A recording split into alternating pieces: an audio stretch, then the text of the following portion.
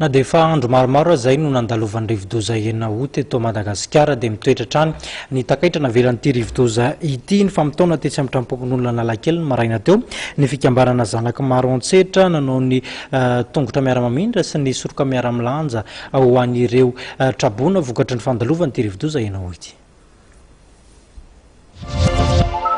Miantso ny vahoaka sy ny malala-tanana fa indrindra ny fitondram-panjakana ny fikambanana ny zanaky maro an-tsetra mba hanao tolo-tanana ho azy ireo amin'ny fanampiana ireo trabona any an-toerana amin'izao fotoana izao.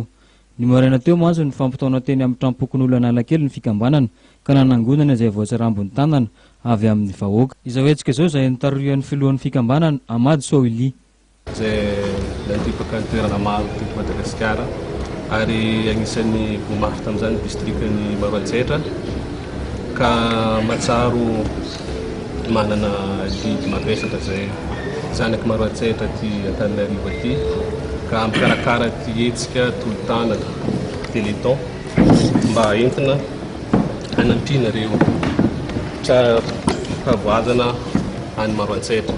Misy ny hena nafoy, maro ny zavatra simba, ny trano boba, fambolena boba, ny biby fomby maty ka ary ahina amin'izao ny isin'ny valina retina amin'izay zavatra zay.